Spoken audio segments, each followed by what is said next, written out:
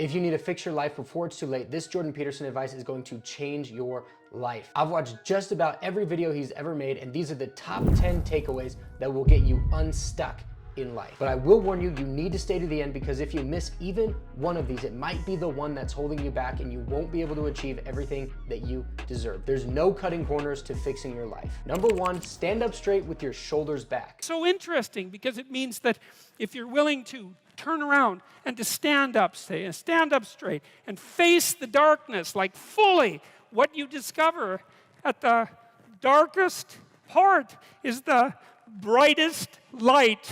And that's something that's so much worth discovering, because there's going to be terrible darkness in your life.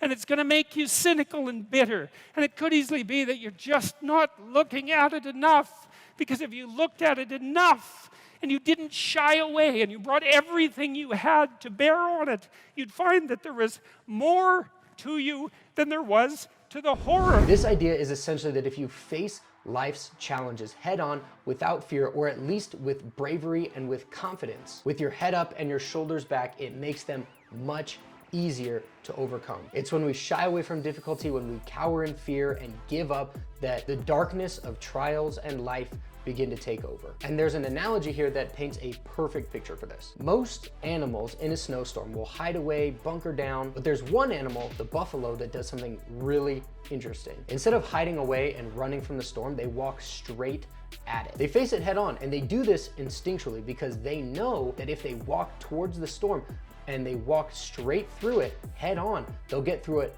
faster. It's the same thing with challenges that we face. If we put them off, if we procrastinate them, if we try not to think about them and act like they don't exist, then over time they become such a big problem that it causes a lot of stress, anxiety, depression, and feelings of overwhelm. But if you face them head on with confidence, with your shoulders back, you'll get through them faster and with far less difficulty. Standing up straight and being strong helps with this next one as well. Number two, imagine who you could be and then aim single-mindedly at that. It isn't you I care about. It's who you could be. You think, well, that's pretty harsh. It's like, not when you're talking to 18-year-olds. It's like they have their whole life ahead of them. Whose side should you be on? The 18-year-old kid who's confused, oh, you're okay the way you are. It's like, no, you're not. You're not even close to okay the way you are.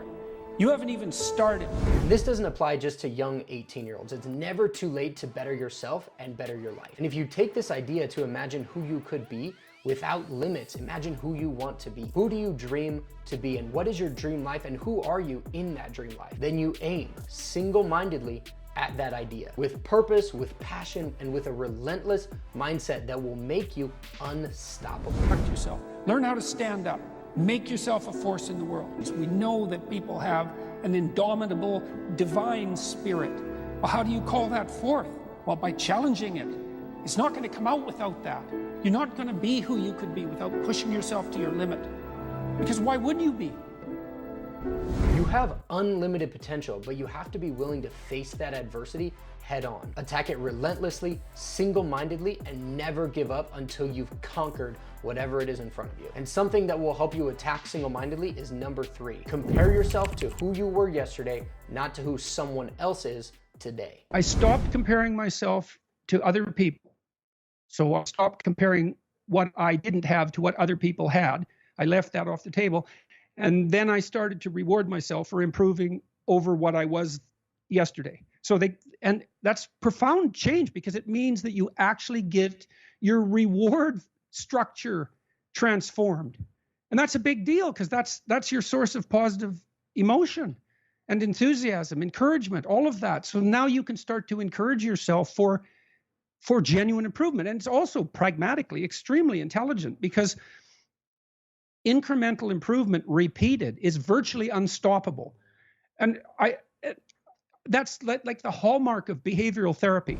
With the rise of social media, Instagram, TikTok, even YouTube, it's become so much easier to get lost in this world of comparing ourselves. You see people your same age that appear to be much more successful than you physically, financially, spiritually, emotionally, with family, whatever it is, it's out there, you can find it. The reality is though, that a lot of the time, all of that, it's just a show for social media. Besides that though, it really doesn't matter. The only person you should be comparing yourself with is yourself.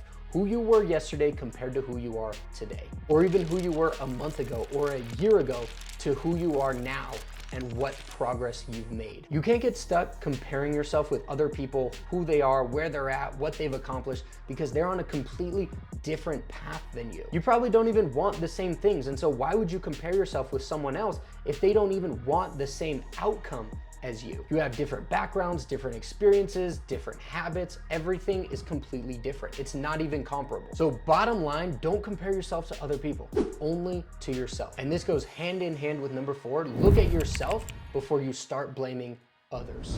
And she says, you know, I'm having a really rough time of it. I'm suffering badly. My life is not going well. And then she says, I hope that there's something wrong with me.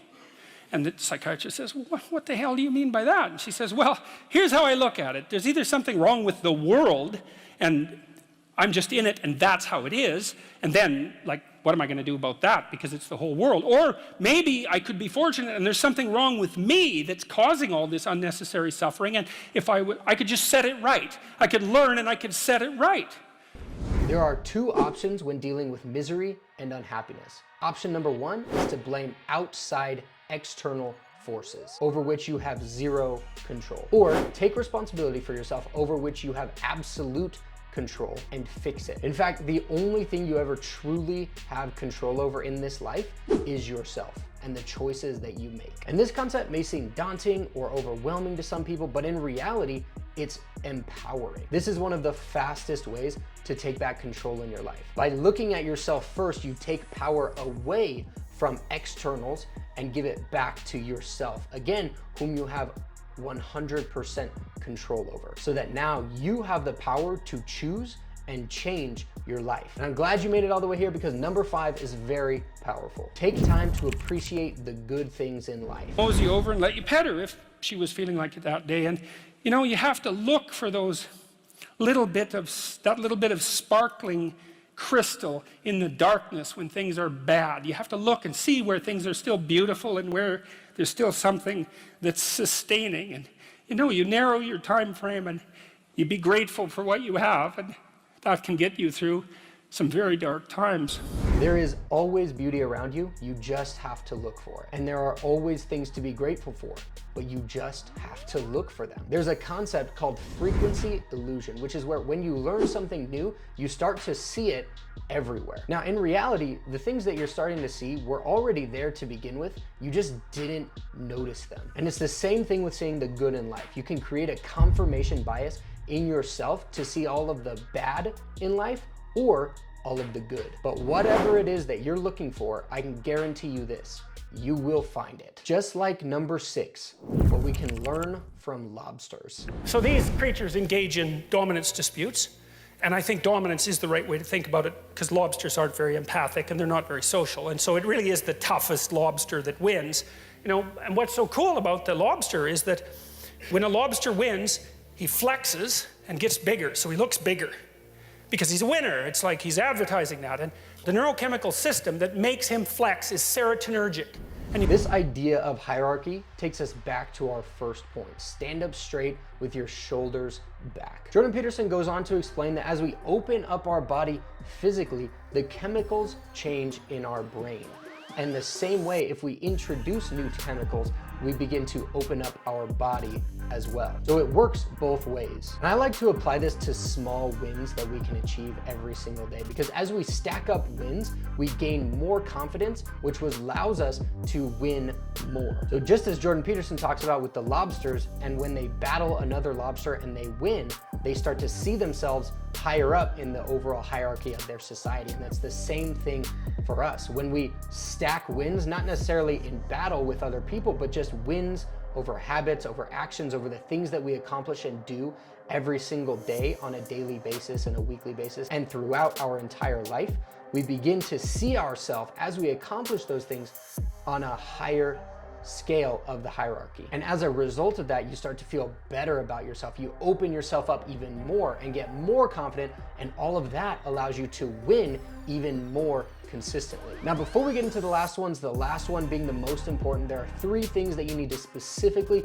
stop doing before it's too late. Number 1, acting and thinking weak. Just like we learned from the lobsters, it matters. How you think and how you act will bleed over into how you feel about yourself and how you present yourself overall in society. And if you create a habit of weakness, you will walk around a curled up shell of a man for the rest of your life. Number 2, wasting time on things. If you're going to live a full and fulfilled life, you need to stop wasting so much time. Try tracking the amount of time that you waste on your phone, scrolling mindlessly on TikTok, Instagram, watching Netflix all day, and how much progress you could have made in that time. You'll be surprised at how much time you waste. Number 3, stop doing things that make you dislike yourself. Simple, but not always easy. This is one of the fastest ways to get out of a rut. Identify the things that you do or things around you that you don't like, things that make you unhappy, and then fix them.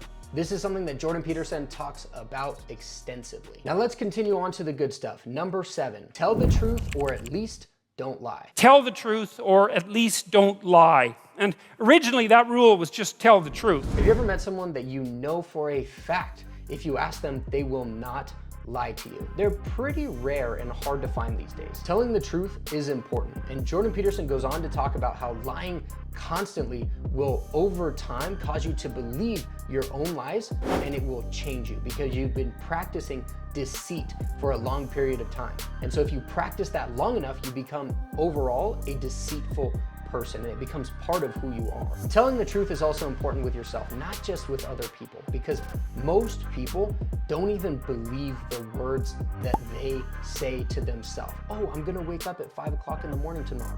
You know you're not going to. Oh, I'm gonna start going to the gym on Monday. You know you're not going to because you don't even believe the words that you've said. And so if you're going to at least not lie and start telling the truth, start telling the truth to yourself so that you can follow through on the things that you say you're going to do. How many people do you know that make New Year's resolutions that have absolutely no intention of acting on them and making them happen? They just kind of hope that they'll happen. Now imagine if you were somebody that always followed through on your word, that never lied. You would be setting yourself up for massive success. But that is nothing compared to number 8. Be precise in your speech. Here's an example. Let's say that you're having a rough patch in your relationship and you don't know why. It's unnameable. Is it real? Well, yeah, it's manifesting itself in like a physiological discomfort.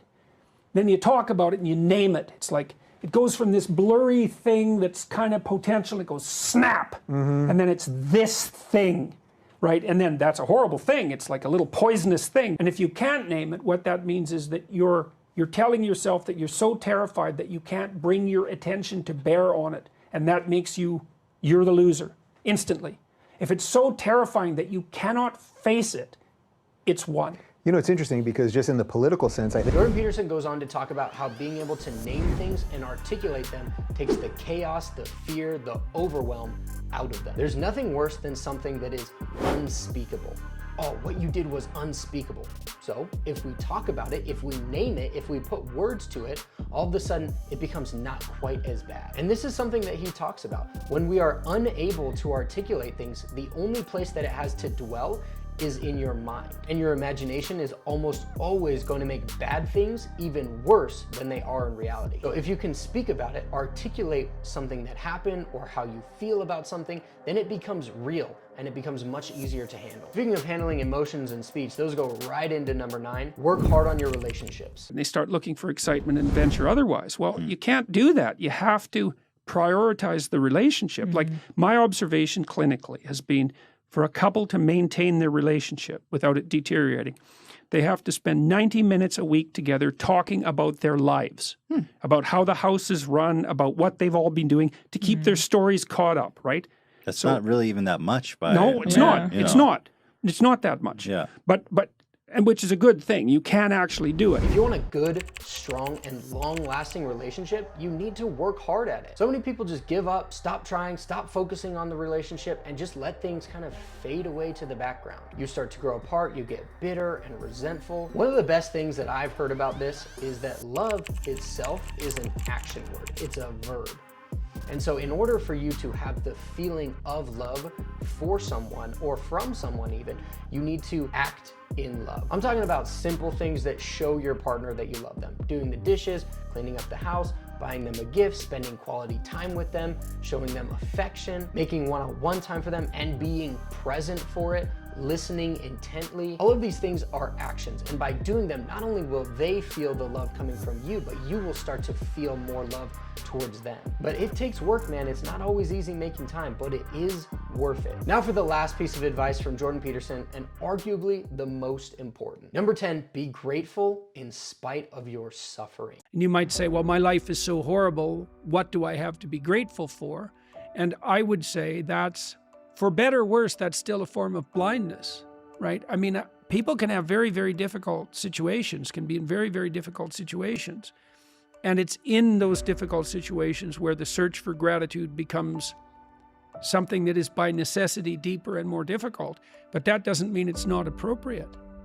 No, and there is a very tight association between loving your enemy and being grateful in spite of the terrible things that occur in your life. This is one that is so important, it cannot be understated. We are all going to suffer. Life does not let you go through it unscathed or unscarred in some way or another. But it's how you handle the trials that you're given in the darkest times that show who you really are. And you can hold on to that, hold on to who you are, and find gratitude for the things that you do have in spite of the suffering that you may be going through. Now that you know these 10 pieces of advice from Jordan Peterson, you probably need to know how to attract a woman so that you can have that long-term relationship that we talked about, which is exactly why I made this next video for you. I'll see you over there.